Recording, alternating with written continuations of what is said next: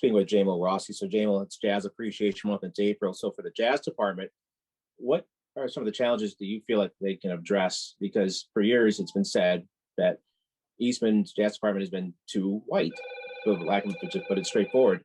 There hasn't been enough attention for diversity. So perception is reality. So how do you address that perception to change the reality?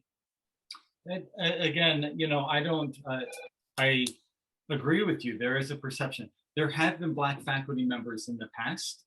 There aren't right now.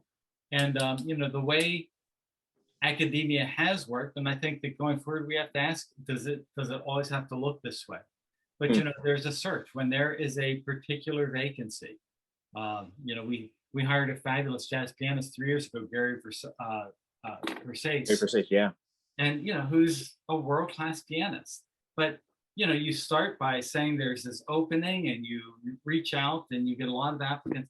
At the end of the day, you invite 3 or 4 people to campus and they spend time working with our students, performing, spending time with the faculty, teaching. And then, you look at it and you say, what's the whole package and who's the best person for the school? Now, again, I think we just have to make certain in the future, we look at the whole person also has to be the diversity they bring to us, and that is important to us. We can't just say it's important. We have to follow up with our action. So, I think that as we have openings in the department, and we will, we're going to have to continue to try and get the very best people that we can. But we also have to recognize, especially in the area of jazz, this is a art form that really grew up in the Black community primarily.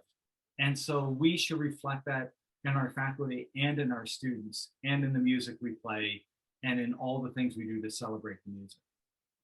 Speaking with Jamal Rossi here on Jazz 90.1. Jamal, thank you so much for spending time with us. I know every day is either putting out a fire or starting a fire, so I appreciate you spending time with us. Hopefully not too much fire.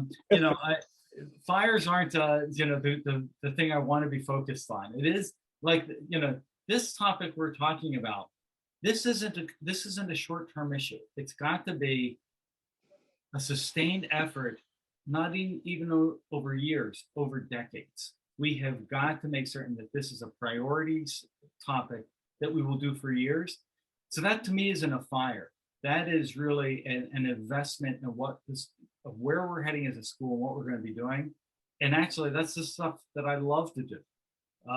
The fires they happen, but that can't dominate what we do. Speaking with Jamal Rossi, Jamal, I also appreciate you representing us too. Well, I have to tell you, I probably wear this 90.1 fleece more than anything else. It's my go-to thing at home. And I thought, well, why not wear it for this? It's what I always wear when I'm sitting at the computer. Good stuff, man. So off topic question, what are some of the books that you've been reading during 2020 to help? A lot of folks have gotten some classic books or some new books. How about you for reading on your book list? Well, it's interesting. Let's see, I just filed a book. I just want to grab it because I don't want to miss this. Oh, grab it. Okay.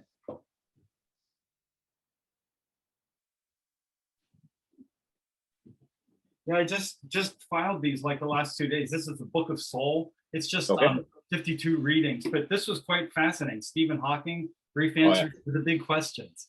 And so again, most of my reading is work related. My job has just an awful lot of reading. Yeah, same here. This was just a really fabulous book to stop and think about sort of the big questions. And they really are big questions, like how does one prove if there's a God or not? Oh, big questions. The big questions. Big question. Right. Yeah. Well, yeah, it is. The smaller the question, the bigger the answer, apparently.